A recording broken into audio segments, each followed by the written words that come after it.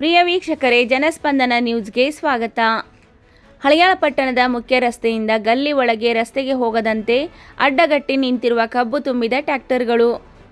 ಉತ್ತರ ಕನ್ನಡ ಜಿಲ್ಲೆಯ ಹಳಿಯಾಳ ಪಟ್ಟಣದ ಶುಗರ್ ಕಾರ್ಖಾನೆಯ ಕಬ್ಬು ನಿರಿಸುವ ಹಂಗಾಮು ಪ್ರಾರಂಭವಾದಾಗಿನಿಂದಲೂ ಸತತ 3 ರಿಂದ 4 ತಿಂಗಳವರೆಗೆ ಕಬ್ಬು ತುಂಬಿದ ಟ್ರ್ಯಾಕ್ಟರ್ಗಳು ರಸ್ತೆ ಉದ್ದಕ್ಕೂ ರಾತ್ರಿ ಹಗಲು ನಿಂತುಕೊಂಡು ಓಡಾಡುವ ರಸ್ತೆ ಸವಾರರಿಗೆ ತೊಂದರೆ ಕೊಡುತ್ತಿದ್ದರೂ ಗಮನ ಹರಿಸದ ಕಾರ್ಖಾನೆಯ ಮುಖ್ಯಸ್ಥರು ಹಾಗೂ ಸಂಬಂಧಪಟ್ಟ ಇಲಾಖೆಗೆ ದೂರು ಕೊಡಲು ಮುಂದಾದಾಗ ಕಾರ್ಖಾನೆಯ ಸಿಬ್ಬಂದಿ ಹಾಗೂ ಸೆಕ್ಯೂರಿಟಿ ಏಜೆನ್ಸಿ ಸ್ಥಳೀಯ ಪುಡಾರಿಗಳನ್ನು ಕಟ್ಟಿಕೊಂಡು ಪ್ರಶ್ನೆ ಮಾಡಿದವರ ಮೇಲೆ ಹಲ್ಲೆಗೆ ಮುಂದಾಗುವ ಪ್ರವೃತ್ತಿ ರೂಢಿಸಿಕೊಂಡು ಈ ಕಾರ್ಖಾನೆ ಪ್ರವೃತ್ತಿಯನ್ನು ಕಂಡರೂ ಕಾಣದ ಹಾಗೆ ಇರುವ ಇಲಾಖೆಯ ಇನ್ನೂ ಮುಂದಾದರೂ ಗಮನ ಹರಿಸಿ ಮುಖ್ಯ ರಸ್ತೆಯಿಂದ ಗಲ್ಲಿಗಳಿಗೆ ಒಳ ಹೋಗುವ ಅಡ್ಡ ರಸ್ತೆಗಳನ್ನು ಖುಲ್ಲಾಪಡಿಸಿ ಓಡಾಡುವ ಸಾರ್ವಜನಿಕರಿಗೆ ಅನುಕೂಲ ಮಾಡಿಕೊಡುವ ಭರವಸೆಯಲ್ಲಿ ಪಟ್ಟಣದ ಜನತೆ ಕಾದು ನೋಡಬೇಕಾಗಿದೆ.